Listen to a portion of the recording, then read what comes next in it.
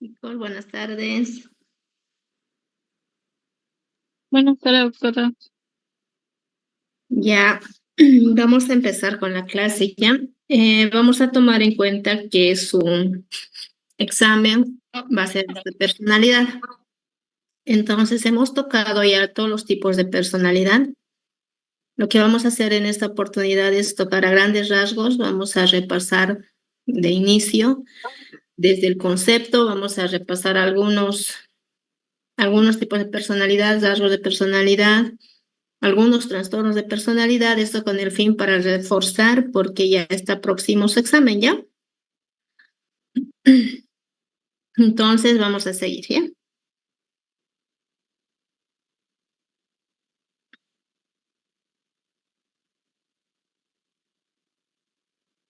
Vamos a definir, en realidad recordar, porque ya hemos tocado estos temas acerca de este tema de personalidad. Entonces, vamos a recordar que cuando hablamos de personalidad, ¿a qué nos estamos refiriendo? Es la suma de todas las cualidades en la que se tiene que centrar en cuál es la manera de sentir, la manera de pensar y la manera de actuar. Entonces, esto nos define qué es personalidad. Les vuelvo a recalcar, nuestra manera de sentir, nuestra manera de pensar y nuestra manera de actuar. Es la forma de relacionarse con los demás, la manera de reacciones propias de un individuo que persisten a lo largo del tiempo y de las situaciones. En realidad, esto es algo que nos distingue de los demás, porque no todos sentimos igual, no todos pensamos igual y no todos actuamos igual. Entonces, partiendo de esa definición, vamos a seguir, ¿ya? Entonces, en cuanto a la etiología, ¿qué es lo que en la personalidad, qué es lo que está involucrada? O sea, ¿qué factores interfieren? Tanto los biológicos, los ambientales, los educativos, los socioculturales, o sea, todo nuestro entorno influye, ¿ya? Recordando qué son los rasgos de personalidad, son pautas de percibir, relacionarse e interpretar la realidad, de sentir y de relacionarse. Se desarrollan en la infancia y en la adolescencia, y esto es que persiste toda la vida. Estos rasgos de personalidad se constituyen en trastornos cuando ya son inflexibles, cuando ya no nos podemos adaptar o cuando causan deterioro funcional o malestar subjetivo. Son rasgos, van a ser rasgos hasta que esto se puede de cierta forma transformar en un trastorno cuando esto ya no se va a poder manejar a una determinada situación, es decir, ya la persona no se puede adaptar, va a tener un deterioro funcional, no se va a poder relacionar, entonces ya esto ya es un trastorno, ¿ya? Cuando hablamos de una personalidad normal es flexible, tiene la capacidad de adaptarse, que es algo bien importante a toda circunstancia de la vida, dado un momento, se logra adaptar. Entonces, eso hablamos de una personalidad normal. ¿Cuándo va a ser un trastorno? Cuando ya no puede adaptarse. Es capaz de tolerar las situaciones de la presión y enfrentarse a ellas y no se viene abajo ante dificultades o contratiempos. Una persona en condiciones normales, entonces es capaz de enfrentar cualquier presión y de poder adaptarse. Su forma de verse a sí misma, el mundo y los demás se ajusta bastante a la realidad. ¿Ya? ¿Cómo se evalúan los rasgos de un paciente? Siempre como la psicopatología, al igual que la semiología, siempre va enfocado en observar. Entonces, en la entrevista, en una anamnesis, entonces eso va de la misma forma, ¿no? En la entrevista personal, la observación directa del comportamiento, el observar a la persona, test de objetivos, sus test proyectivos. Ahora, ¿cuáles son los principios en los que se basan? Los trastornos de la personalidad en realidad no son enfermedades, resultan del grado de capacidad para enfrentarse a dificultades de la vida, funcionando de una forma sana o enferma. Son sistemas estructurales, funcionales, internamente diferenciados, contienen recuerdos, efectos del pasado. Los trastornos de personalidad son dinámicos, no son entidades estáticas o permanentes. Siempre están en función a nuestro entorno, a lo cultural, biológico, todo lo que habíamos mencionado anteriormente. Recordando, ya les vuelvo a recalcar, estamos volviendo a tocar a grandes rasgos, ya que están lo más próximo a su examen, ¿ya? Los trastornos de la personalidad se van a clasificar en los siguientes grupos. El grupo A, que van a tener, son personalidades raras, extravagantes. El grupo A, excéntricos, y dentro de ellas está el esquizoide, esquizotípico, paranoide. El grupo B están una persona, son los dramáticos, impulsivos, teatrales, dentro de ellos los histriónicos, limítrope, narcisista, la personalidad antisocial. El grupo C son ansiosos, temerosos, rígidos. A este grupo pertenecen una personalidad, un trastorno dependiente, evitativo, obsesivo, compulsivo, y el grupo D, que son otros trastornos de personalidad. Vamos a recordar el trastorno esquizoide de personalidad. Lo que se caracteriza es un patrón social alterado, distanciamiento de las relaciones sociales, restricción de la expresión emocional. ¿Cómo se diagnostica? O sea, ¿qué criterios va a tener?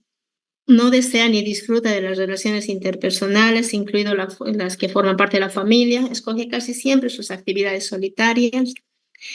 Tiene poco interés por los placeres, incluido el placer, incluidas las experiencias sexuales. Eso se llama anedonia. Estos términos es bueno que lo tomen en cuenta, ¿ya? Disfruta con poca o ninguna actividad, suelen preferir actividades abstractas, mecánicas. Seguimos con los criterios. Generalmente no tienen amigos íntimos, son personas de confianza, aparte de los familiares de primer grado. No acostumbran a ser amigos, en síntesis, ¿no? Se muestran indiferentes a los halagos o críticas de los demás. Habitualmente muestran un aspecto blando, sin reactividad emocional visible. Una indiferencia a lo que es relacionado con lo emocional. Muestra frialdad emocional, distanciamiento, aplanamiento de la afectividad. No suelen experimentar emociones fuertes de ira o alegría, tal como el término que habíamos indicado anteriormente es una indiferencia. Las relaciones íntimas con los otros no son gratificantes ni deseables porque interfieren en su libertad de acción.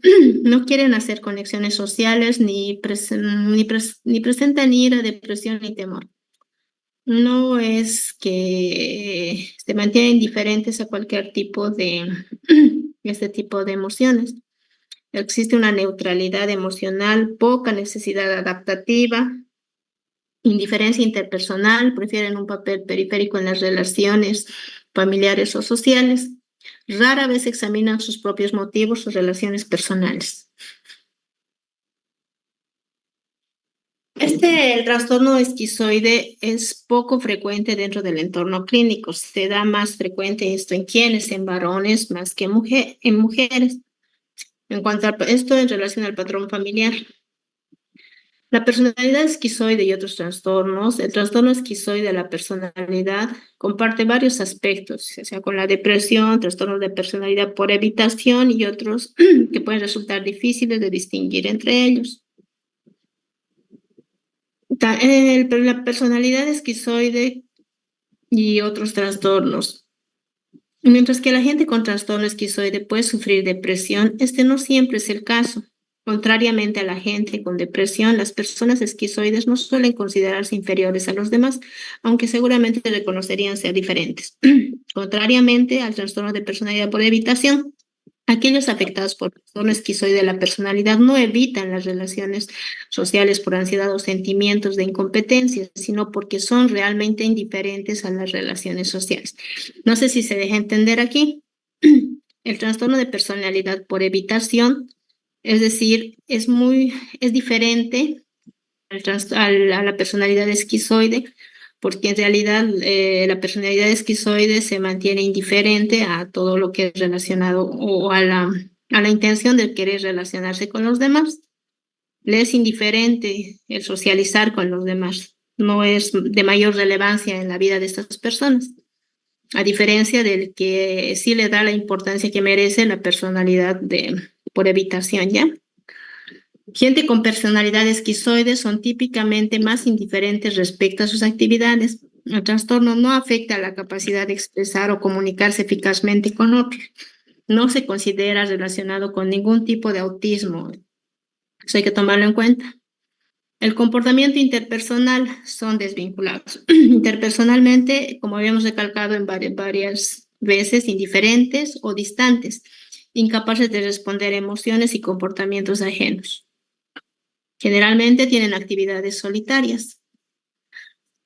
En cuanto a su estado de ánimo, que siempre preguntar o observar cuando hacemos una anamnesis, es apático, déficit de sensibilidad afectiva y sexual, lo que habíamos dicho, que el término que habíamos utilizado, anedonia, poco interés por el placer, incluido el sexual, lexitimia, que significa la incapacidad de expresar verbalmente lo que siente. No lo expresa.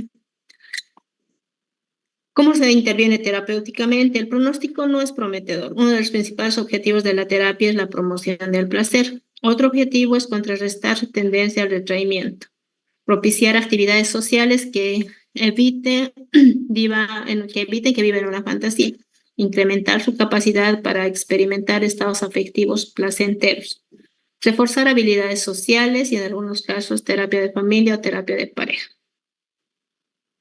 Trastorno esquizoide de la personalidad. El trastorno es caracterizado por la conducta excéntrica y anomalías de pensamiento y del afecto que aparecen en las que se ven en la que se parecen a las que se ven en la esquizofrenia, aunque en ningún momento han ocurrido anomalías esquizofrénicas definidas o características, ¿ya? El trastorno esquizotípico, a pesar de la similitud que tiene con la esquizofrenia, su evolución y curso son usualmente los de un trastorno de personalidad. No es precisamente una esquizofrenia. El trastorno esquizotípico de la personalidad se caracteriza por un patrón de déficits sociales e interpersonales, por un malestar agudo y una capacidad reducida, igual en las relaciones interpersonales. No hay interés por relacionarse con los demás. Los criterios diagnósticos, creencias raras y pensamiento mágico que influyen el comportamiento y no son consistentes con las normas de la cultura y las que pertenecen al sujeto. Por ejemplo, superstición, telepatía, fantasías extrañas, etc. En cuanto a sus experiencias perceptivas inhabituales, incluidas las ilusiones corporales, pueden sentir que tienen poderes, o sea, sienten que tienen poderes mágicos especiales sobre los demás. Su pensamiento, su lenguaje son raros, por ejemplo, vago, metafórico, estereotipado, respuestas demasiado concretas o demasiado abstractas. Siempre es valorar en psiquiatría o en todo caso en psicopatología, el pensamiento, el lenguaje y demás. Suspicacia e ideación paranoide, por ejemplo, pensar que sus compañeros de trabajo están intentando desprestigiarle ante su jefe, o sea, tienen un tipo de ideación, ¿ya? En cuanto a la afectividad, inapropiada o restringida, tiene un comportamiento o una apariencia rara, excéntrica o peculiar, falta de amigos, como habíamos mencionado, tiene la capacidad de socializar, no las tiene, falta de amigos íntimos, desconfianza aparte de las familias de primer grado, ansiedad social excesiva que no disminuye con la familiarización y que tiende a asociarse con los temores paranoides más que con los juicios negativos sobre sí mismo. ¿Qué es lo que se hace o qué es lo que se puede hacer en cuanto al tratamiento? Debido a que no se conoce con exactitud la causa de la aparición del trastorno esquizotípico, existen varios momentos vacíos al momento de tratarlo, pero está la psicoterapia, ¿ya? El trastorno paranoide de la personalidad. Este trastorno vamos a recordar también el trastorno paranoide de la personalidad. ¿Cómo la definimos? Es la personalidad, esa personalidad se define como una tendencia generalizada, injustificada y perdurable que presenta una persona a interpretar las acciones de las demás personas como deliberadamente malintencionadas. Las personas son personas desconfiadas, eso sí, no presentan síntomas psicóticos como delirios y alucinaciones. La principal característica de este trastorno es un patrón de desconfianza y suspicacia general hacia los otros, de tal forma que las intenciones de los demás son interpretadas como maliciosas. Siempre están alertas a lo que los demás eh, que creen de él, de sí mismo, ¿ya? Se muestran ante este tipo de este tipo de personalidad, se muestra hostil, irritable, envidioso, enfadados. Se rehúsa la responsabilidad de sus acciones y proyectan su responsabilidad a los demás. No son capaces de asumir su propia responsabilidad y patológicamente son personas celosas. Para poder llegar a un diagnóstico, uno se toma en cuenta la suspicacia, que es la sospecha sin base suficiente de que los demás traman algo o piensan que se van a aprovechar de ellos, que les van a hacer daño, que les van a engañar. Siempre están alertas. Dos, tienen una desconfianza extrema, una preocupación por dudas no justificadas acerca de la lealtad o la fidelidad de los amigos o los socios. Siempre están con esa desconfianza en relación a su entorno. Resistencia a confiar en los demás por temor injustificado a que la información pueda ser usada en su contra. O sea, todo lo ven o tienen una perspectiva muy diferente o ven a los demás como siempre estuvieran contra ella o atacando o de alguna forma está siempre presente la desconfianza. Perciben ataques a su persona o a su reputación que no son aparentes para los demás, ante las que están predispuestas a reaccionar con ira o a contraatacar. Siempre alertas a contraatacar o reactivas. Existe una desconfianza constante de la fidelidad sexual de su pareja. Otro aspecto que se toma en cuenta son los errores de la apreciación. En las observaciones o los hechos más inocentes vislumbran significados ocultos que son degradantes o amenazadores. Interpreta maliciosamente las intenciones de los demás. Sospecha repetida e injustificadamente que su cónyuge o su pareja son infieles. Son bastante celosos, como habíamos indicado anteriormente. Orgullo exagerado e hipersensibilidad. Alberga rencores durante mucho tiempo, por ejemplo, no olvida ni insultos, ni injurias, ni desprecios. Existe una incapacidad para hacer algo, para hacer al lado los agravios, los desaires. No fácilmente dejan pasar las cosas, son personas bastante rencorosas. Independencia patológica. Existe una independencia patológica. Muestra un obstinado afán de no dejarse influir y rechazan los contactos interpersonales. Tienen problemas para trabajar, convivir con los demás. Son frecuentes sus problemas laborales y de pareja. Como habíamos mencionado, son cónyuges patológicamente celosos. ¿Cuál es el mecanismo de defensa que utilizan estas personas con ese trastorno de personalidad? No reconocen sus rasgos indeseables y los atribuyen generalmente a los demás. No son capaces de reconocer en ellos los rasgos indeseables, todo lo malo, no, entre comillas lo malo, pero lo indeseable. ¿Cómo ¿Cómo es el origen de ese trastorno? Los niños despreciados, humillados por otros niños o cuyos padres les han enseñado que ellos son especiales, diferentes, pueden llegar a la conclusión de que los demás están celosos y desean hacerles daño o por envidia.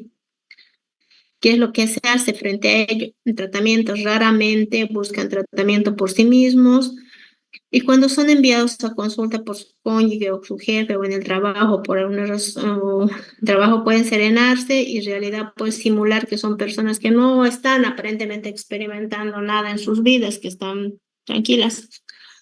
La psicopatología es el tratamiento de elección en el trastorno paranoide. Las terapéuticas deben ser directas y recordar que la confianza y la tolerancia de la intimidad son cuestiones difíciles para estos pacientes.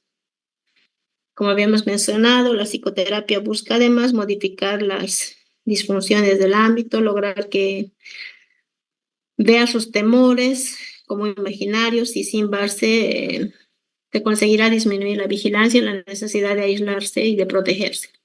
Se utilizan técnicas tanto cognitivas como de comportamiento. Las terapias de grupo pueden proporcionar un marco ideal para las pruebas de realidad y podrían ayudar a disminuir la suspicacia. Bueno, como mencionando, en cuanto a la farmacoterapia, será útil para tratar la agitación, la ansiedad, así como en situaciones casi delirantes, un ansiolítico como el clothiazepam, que suele ser suficiente, ¿ya? Eso en cuanto a lo más, a lo más, a grandes rasgos, los demás tipos lo habíamos tocado, sí, a en todas las clases que hemos llevado. Hemos recordado casi el concepto o lo más esencial del inicio porque está muy próximo su examen, ¿ya? Con eso habríamos concluido la primera parte.